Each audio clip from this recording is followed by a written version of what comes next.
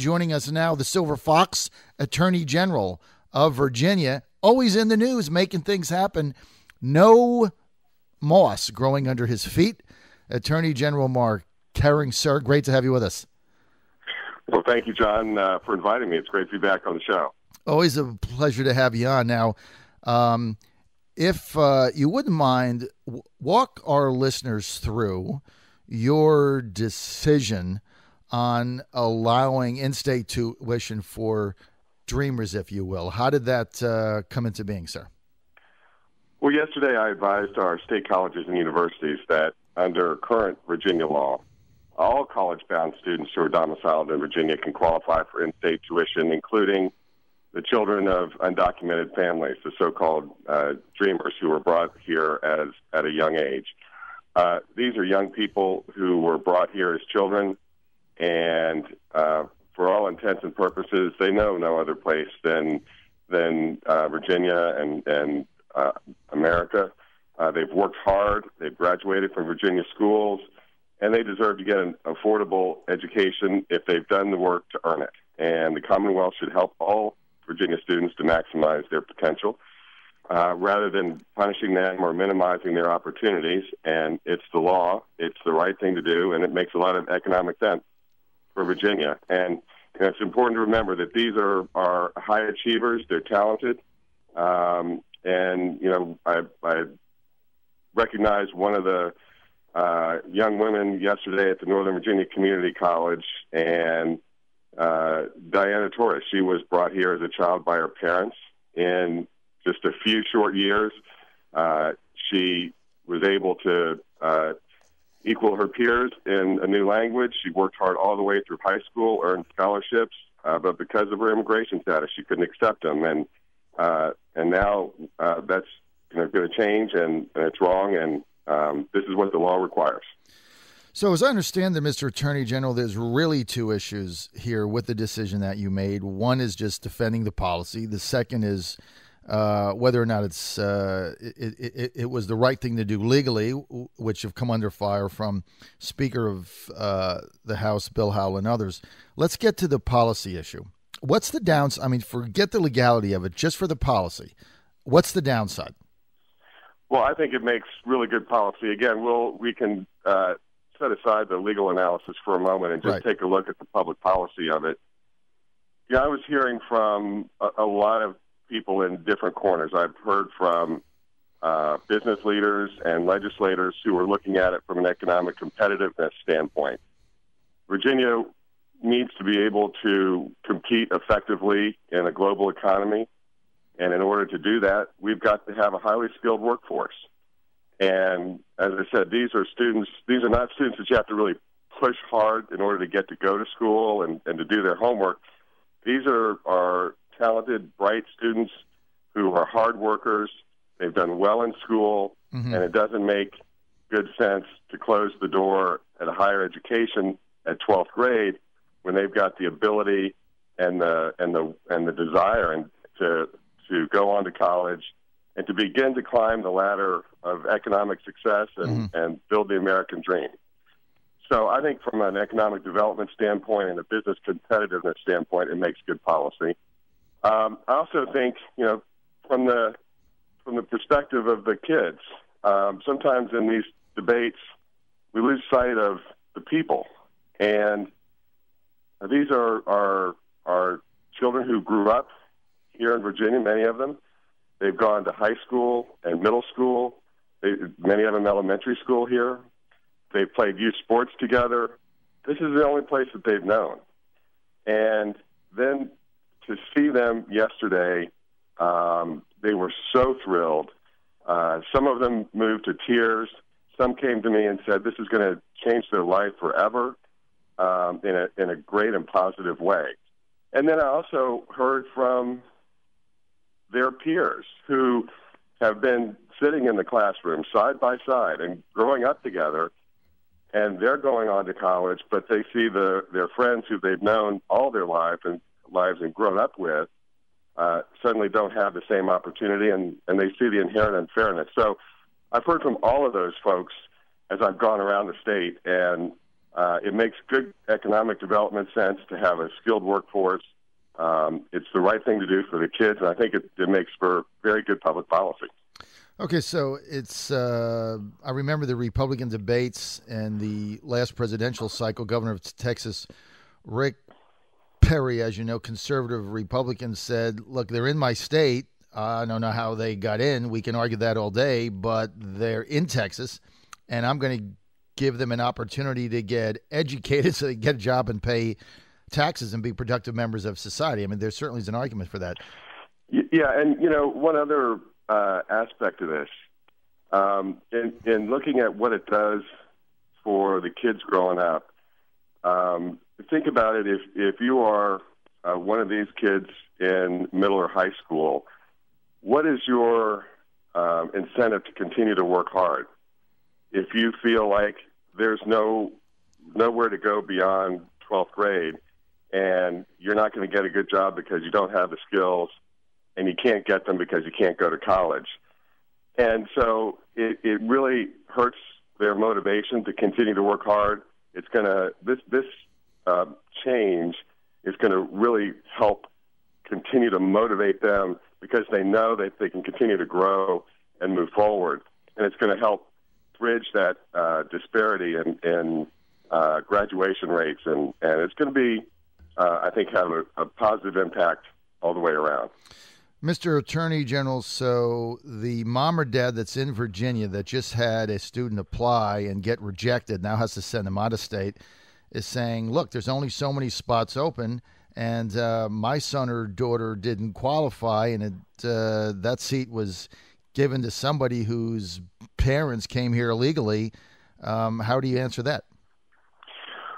Well, again, this is about the kids who were brought here by their parents, and they're Virginia students in a great many ways that we've already talked about because they've grown up here and they've gone to school here. Right. This is also a finite number and relatively small number of young people who can qualify. In order to qualify for this status, they had to have been here on June 15th, 2012, or sooner. They have to have been younger than 31. They have to meet a pretty rigorous set of requirements, and the estimates are right now 8,100 qualify for that status in Virginia right now. And many of those are not college-bound, and so the numbers are relatively small. We're with Attorney General of Virginia, Mark Herring, just made the decision to allow dreamers, if you will, to qualify for in-state tuition as Attorney General of Virginia. Mr. Attorney General, if I could get to the legality aspect of it, Speaker of the House Bill Howell, the day you made the ruling, had kind of came out with basically a very scathing analysis saying that you've overstepped your bounds and legally, and that at the end of the day, this should go through the General Assembly. How do you answer that, sir? Well, actually, speaking of the speaker, I don't know if your listeners are aware, a few weeks ago, he had hip surgery, and I know he's a fan of the show, so I don't know if he's listening or not, but if so, let me take this opportunity to wish him well in a speedy recovery. Thank you. Every action that I've taken as Attorney General and every action I will take as Attorney General is firmly grounded in the law.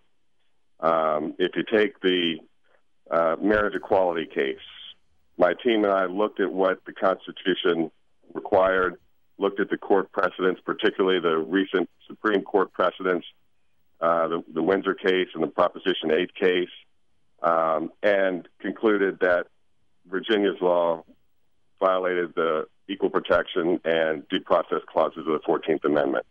And a federal judge agreed with our analysis. That's on appeal. And a group of Virginia constitutional scholars said and filed an amicus brief in the Fourth Circuit, which is a friend of the court brief, and said that I did exactly what an attorney general should do when confronted with an analysis that showed a state law violated the federal Constitution. And likewise, in the decision I made and announced yesterday, it was grounded in the law. I looked at what the current state law was, which is a statute passed by the General Assembly. Mm-hmm. And the question was, how does that state law apply to this group of young people, this group of students? Right. And we looked closely at federal law. We looked closely at the state statute and state law and concluded that they should be treated like other Virginia students because they are lawfully present in the United States. And that's the key to the legal analysis. Before their status changed back in September of 2012 when this federal action was announced, they were not lawfully present. But that action changed the status. They're now lawfully present in the U.S. and therefore should be treated like other Virginia students. Mr. Attorney General, do you believe that with this decision you're on the right side of history? Well, it's the right thing to do for Virginia. It's the right thing to do for these students, and it's what the law requires. All right. I've got a couple more minutes. You've been involved, Mr. Attorney General, obviously, in some very high-profile decisions. But you've also done a lot of other things that I want to kind of get out because they tend to get overshadowed. And if you could share our audience with the work that you've done concerning your Chesapeake Bay brief, I'd appreciate that. Yeah, and that got a little bit more attention in certain areas of the state. But a few weeks ago, we filed an amicus brief, a friend of the court brief, in the Third Circuit, which is up in Philadelphia. And for the last several years, Virginia's been working hard with some other Bay states, Maryland, Delaware, others, to develop a plan to help clean up the Chesapeake Bay. And I'm sure I don't need to tell your listeners, they know this, how important the Chesapeake Bay is right. to Virginia, to our economy, to our fishing industry, for recreation purposes, and it's a part of Virginia and our culture. And we've been working hard over decades to clean it up. We've made some progress. It's been long. It's been slow. But Virginia developed a plan with a lot of stakeholder input over a period of a few years, working with our federal partner, the EPA, and other Bay states to put this plan together.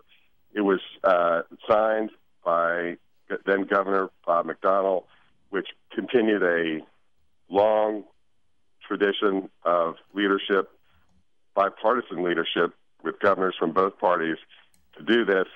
And recently, that has come under legal attack from some large-scale agricultural interests. And interestingly, about 6 weeks ago, and I was sitting at the kitchen table having breakfast, and I read the article where 21 states' attorneys general from far-off states like Alaska, and Montana, and Texas mm-hmm. joined in that effort to have this Bay plan set aside. It's the most promising Bay cleanup plan we've had. It holds out the opportunity to make much more progress than we've made in the past. And I felt it was important that Virginia's perspective weigh in, and I'm not going to sit by silently while these large national interests or out-of-state attorneys general come in and challenge the Bay plan that we've worked so hard on to help clean up the Bay. And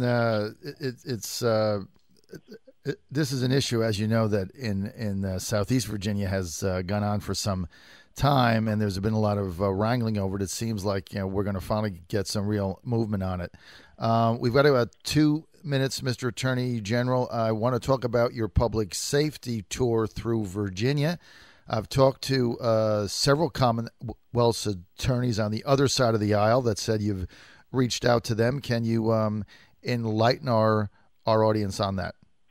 Yeah, that was I'm so glad I did that. I went on a 2,500-mile, 2-week public safety tour, made 22 regional stops in every corner of the Commonwealth, Over 60 different jurisdictions were present, and the reason I did that is because I wanted to hear directly from local law enforcement and prosecutors what public safety challenges they were facing, what emerging threats they were most concerned about. I wanted to hear from them how they've worked in the past with the Attorney General's office and how I could help them meet those challenges that they were facing. And it was fantastic. And, down in your area, I met with Sheriff Jim O'Sullivan in Chesapeake and Nancy Parr, the Commonwealth's attorney, and Ken Stolley, the sheriff in Virginia Beach, and Colin Stolley, the Commonwealth's attorney. And there were some common themes for sure, like how cooperation between agencies and different levels of government in order to meet some of those public safety issues was like a force multiplier, and that seemed to be working well in most places. There were also some real differences depending on the regions of the state about what crime threats were out there and how they were addressing them. And so I think it was a great opportunity to let them know that I want to help those local communities address those challenges, try to help them keep our neighborhoods and communities safe. And I think it's going to be the beginning of a lot of good efforts toward doing exactly that and keeping our Commonwealth and our communities safe. All right. Well, I want to commend you on that. Reaching out is always something we need, and I have to give you kudos on it because I did talk to some of those in the area that you had met with, and they were extremely complimentary of your reaching out to them. So, well, thanks. And it also some of these are a lot of these, particularly in the public safety area. These are nonpartisan issues. Public safety is something that crosses partisan lines, and when you get down to the practical issues about how best to keep our communities safe and our neighborhoods safe, it sort of breaks down those partisan barriers, and it was really good to be able to sit around the table and talk about how we can begin to meet some of these challenges. All right. Well, that's going to be the final word. And as always, Mr. Attorney General, we appreciate your time and we appreciate your being with us here on the John Fredericks Show. 7:59, just heard from Attorney General of Virginia, the Democrat Mark Herring, the Silver Fox. He flushed everything out, and we appreciate him being with us.